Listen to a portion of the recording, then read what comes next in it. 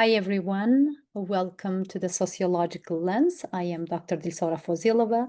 In today's video lecture, we are going to talk about sociological imagination by C. Wright Mills. So sociological imagination is one of the most important concepts in sociology. The term was introduced by C. Wright Mills, as I mentioned, in 1959.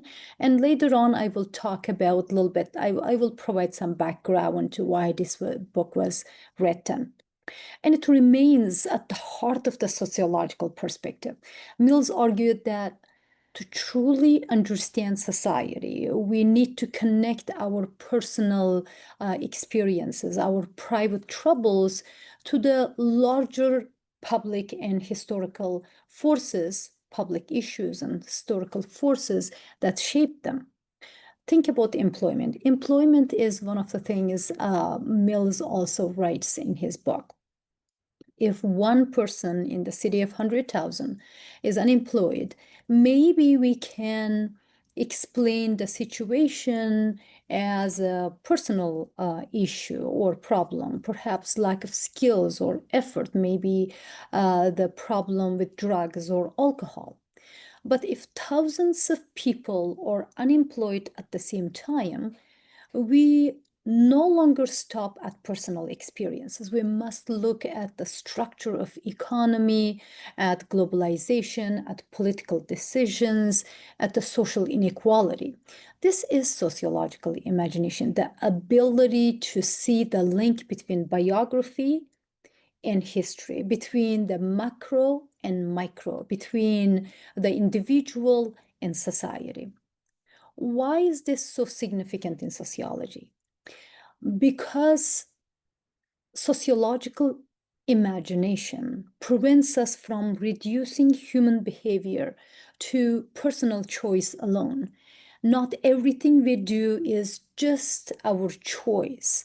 It reminds us that our lives are embedded in social contexts shaped by class, by race, by culture, institutions, laws, and historical moments. Without the sociological imagination, we risk blaming individual for problems that are rooted in larger social structures. Somebody losing their jobs in the lumber industry right now is not because they are lazy or don't have enough effort. Perhaps that can be because of the tariffs.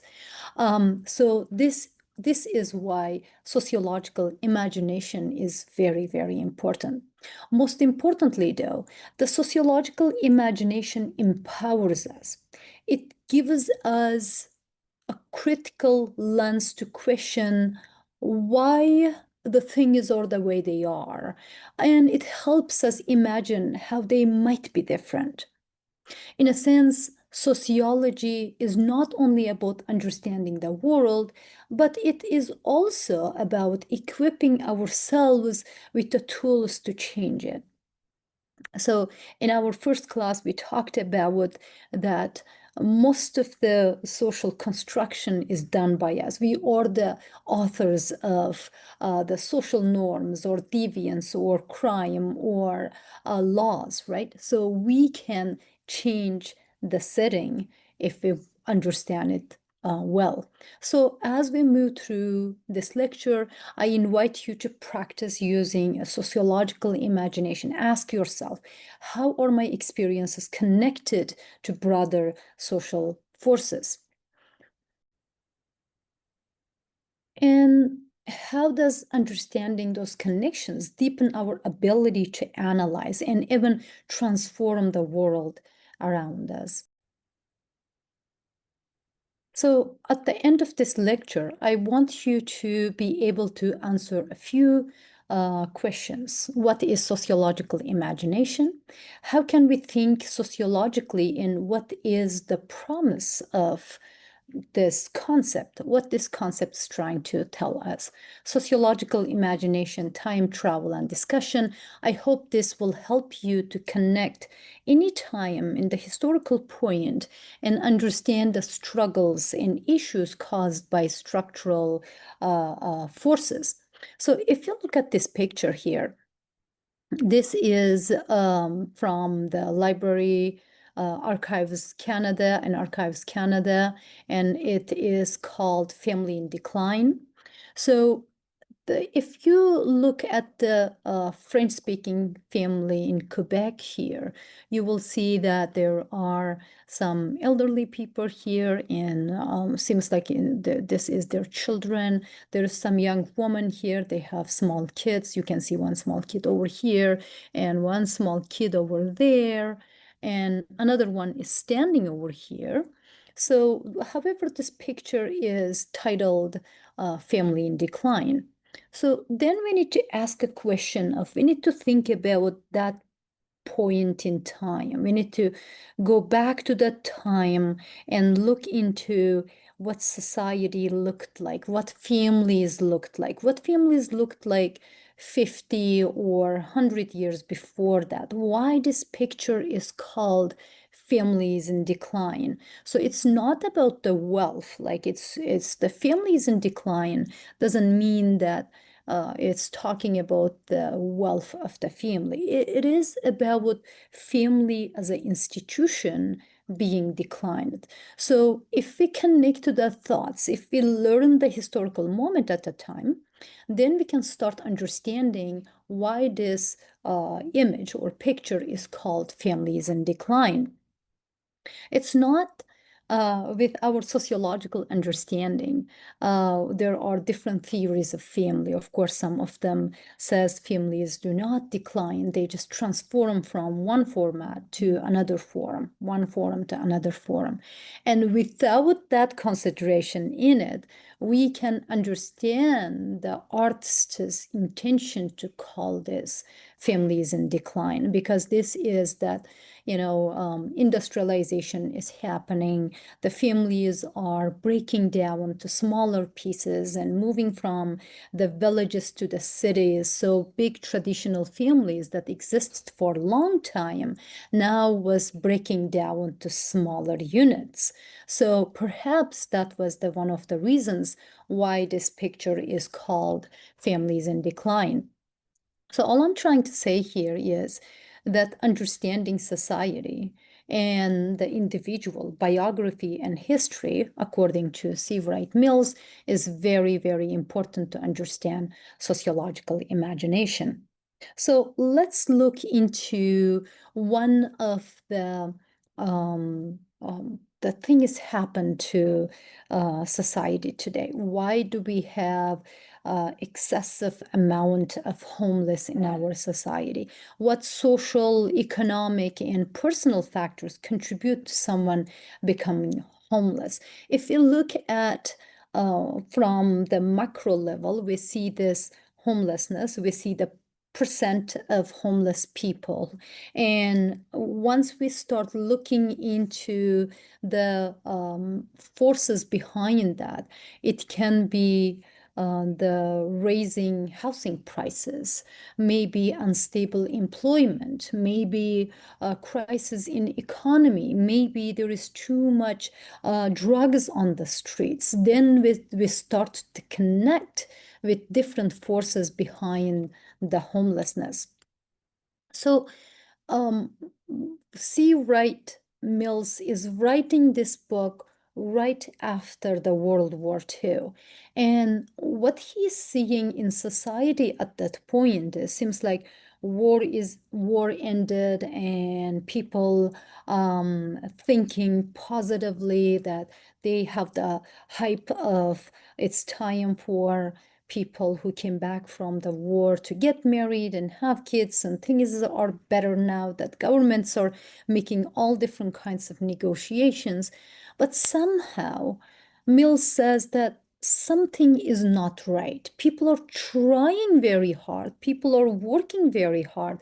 Somehow, there is some invisible force pulling them down.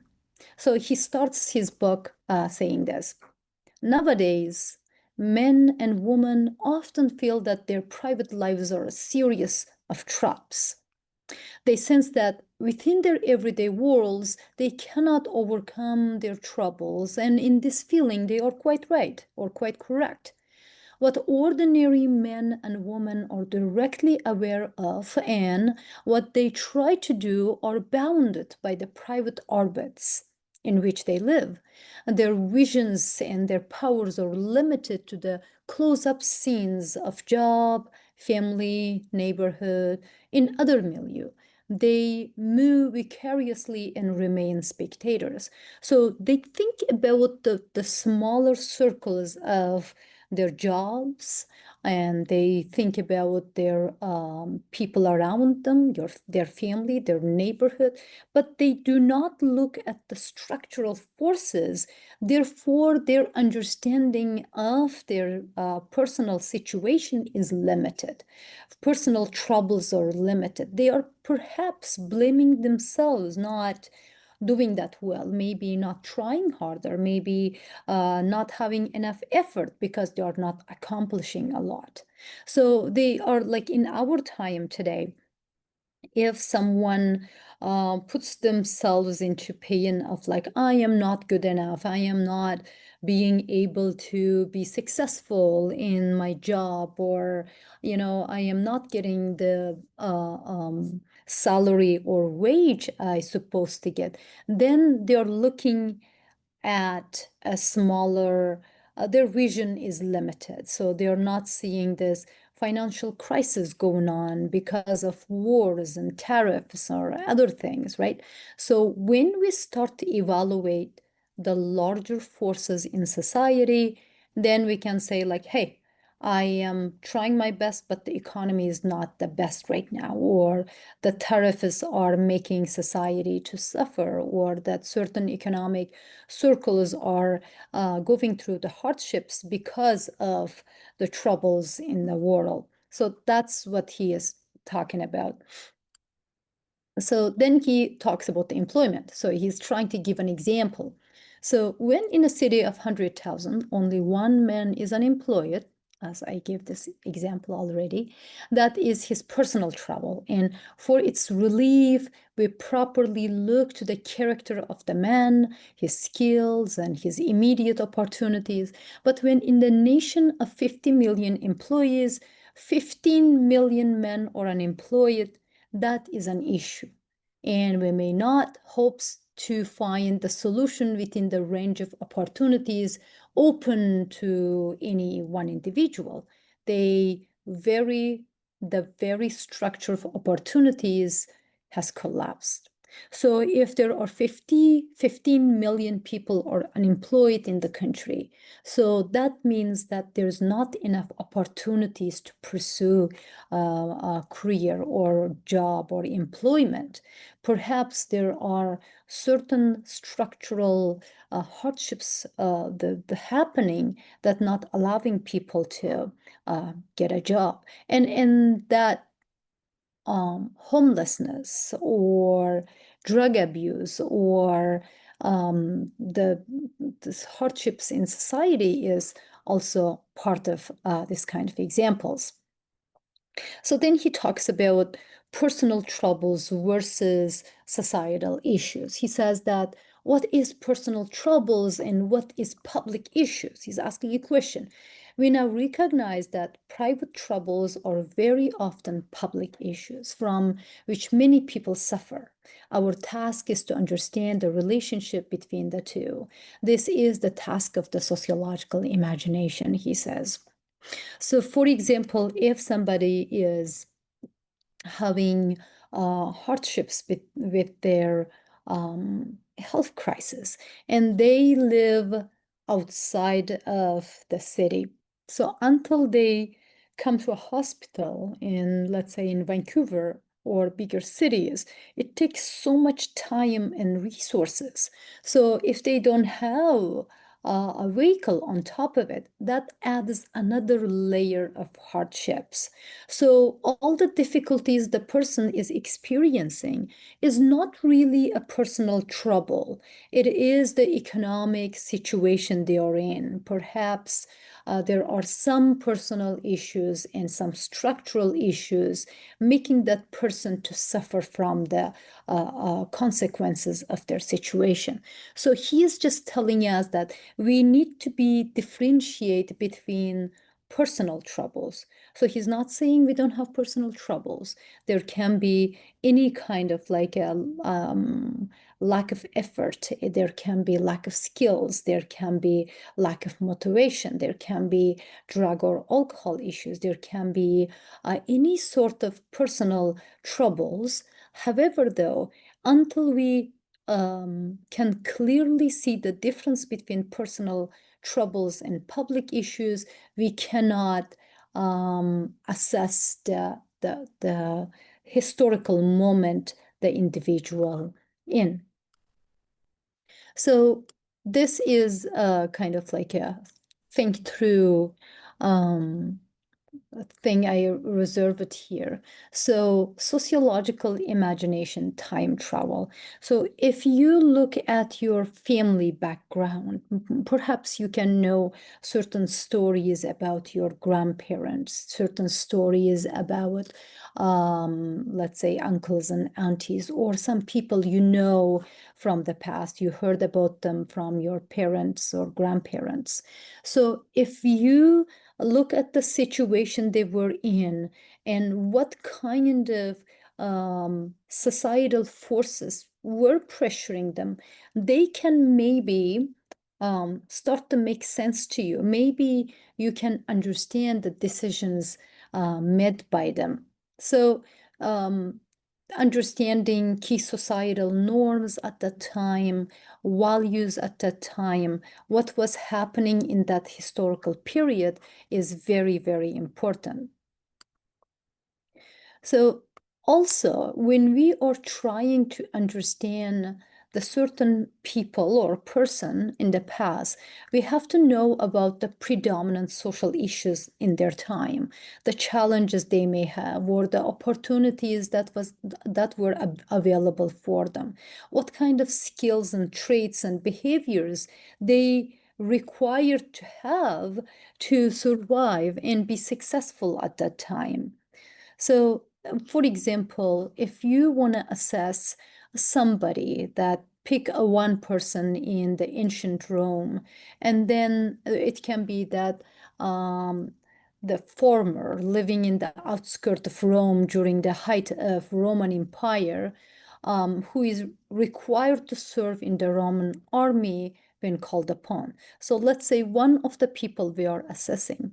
So this person is a farmer, and what kind of issues the farmers might have at that time? Maybe they had droughts, they had low harvesting, and they didn't have much for winter, and family kind of depended on the produce they had. Some summers or falls were great, some of them weren't. Maybe there was some kind of pirates and stealing the harvest, and therefore families left without food. So to understand all these situations, also we can talk about festivals in the Rome at that time, what excited people the most, how they were feeling about the politics in their time. They were drained and they didn't want to go to army. They were scared of getting killed in the armies, or they were positive about the changes. They wanted that Rome to become one of the strongest empires, Roman empires in the world. So to understand the personal successes and failures in that case, you have to understand the historical period. Also, you have to put yourself in that individual's skin or wear their shoe. That there's all different kinds of words they used to explain that. Or another one can be industrial revolution.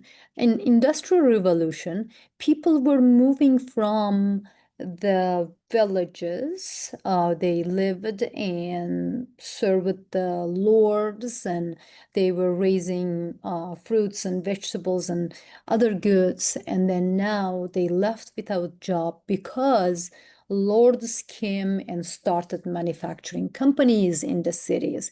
Now the traditional family structure was broken down. People were moving to cities with their immediate families. That's how nuclear families shaped at that time.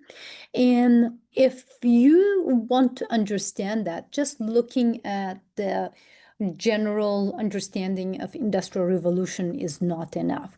Where were these people living? Maybe they were living in a small apartment, 5 or 6 men, or they left their children and wives in the villages perhaps.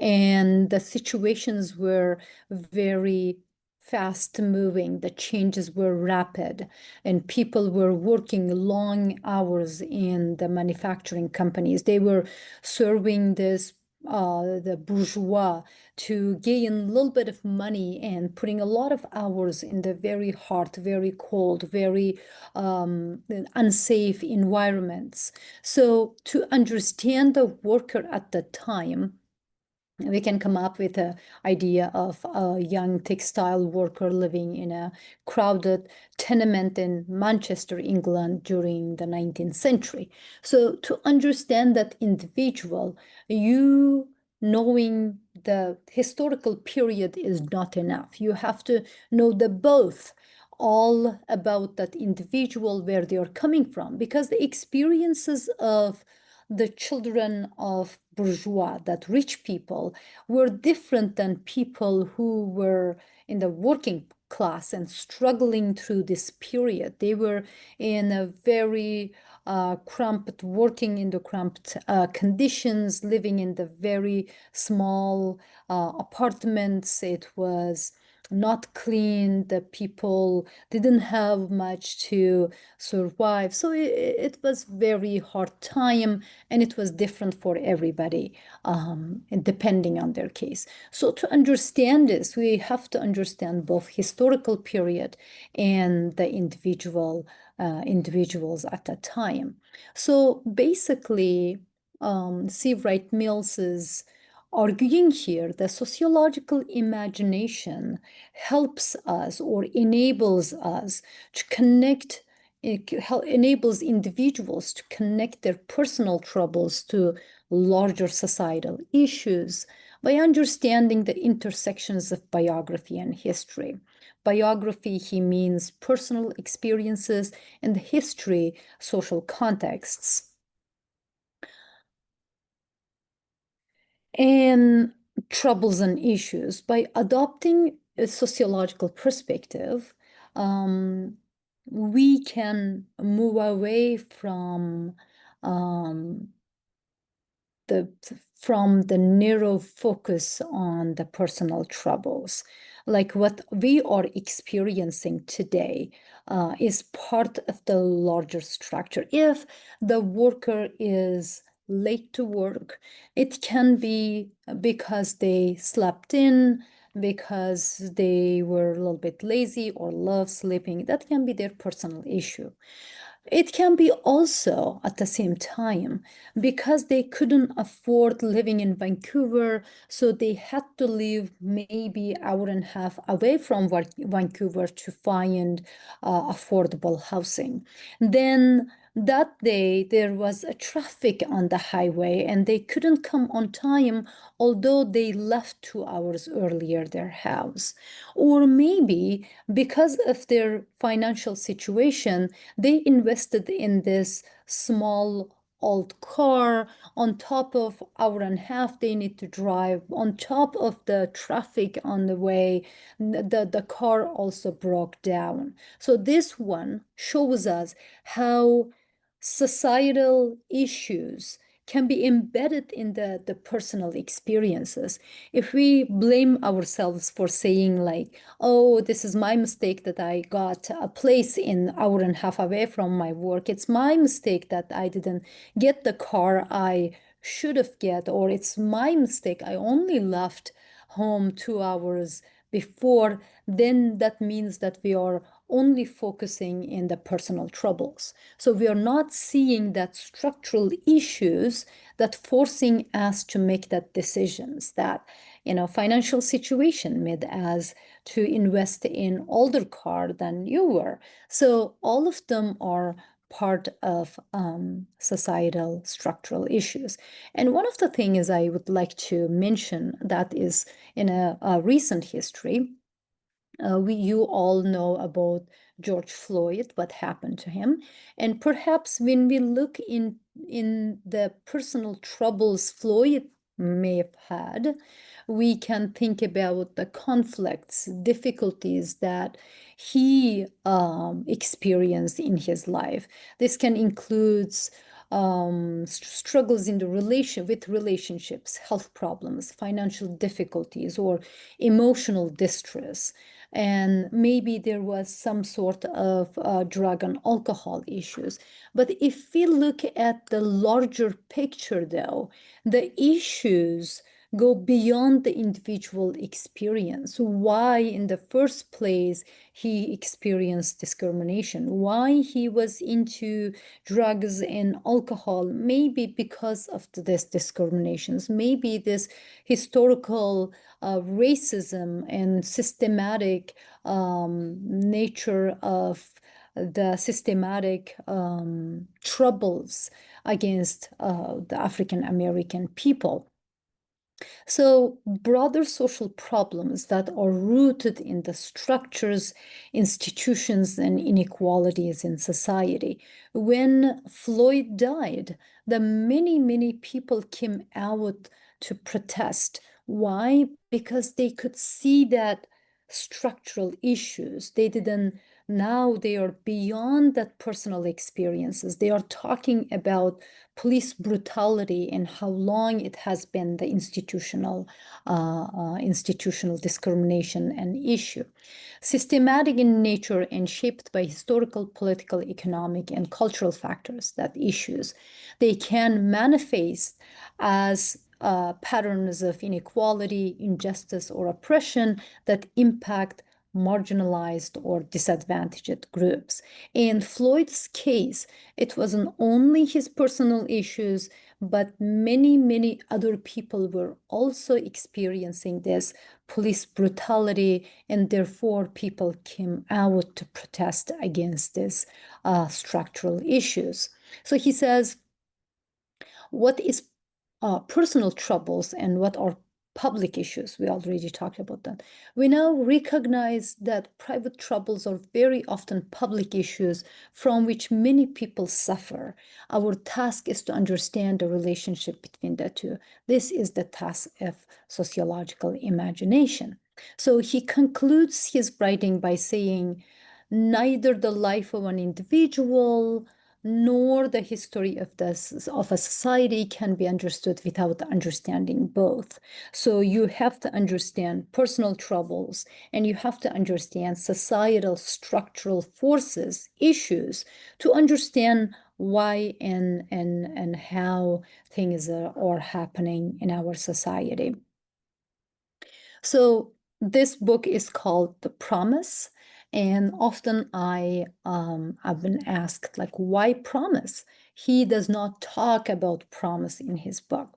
So his promise is basically, I can see something missing here, empowerment through understanding, how sociological imagination empowers individuals to make sense of their world. If you understand his promises, if you understand personal issues in personal troubles and societal issues, you can now understand the historical moment and the individual. So that will empower individuals to make sense of their world. Also, it provides a critical perspective. It encourages a deeper analysis of social structures, how laws are working. Is that the laws are in our advantage or disadvantage? How politics is ruling, how housing prices pushing some people outside of certain cities, how housing prices affecting students, for example, or how international tuition fees affecting individuals. So beyond the personal experiences, we need to understand what is going on and critically assess the structural forces. The Mills's call to action, the importance of connecting biography and history, as I'm keep saying that if we connect personal experiences, which he calls biography, and historical momentum, and the forces behind social issues, then we can understand the society well. That is the promise. So if you understand the drug use and drug issues in BC, you have to understand personal issues, and you have to understand what is happening in our society, availability of drugs, and the psychological, mental illnesses. And then there's all kinds of reasons behind why we are in the situation we are in. So there are some discussion questions I wrote for you. How can we apply the sociological imagination to our lives? What are some contemporary public issues that can be understood through this lens? How does this concept challenge our everyday thinking? So if you have any questions, please write in the discussion board, and I look forward to talking with you about discussing further about sociological imagination. All right, I'll see you in our next lectures, or I will talk to you in our next lectures.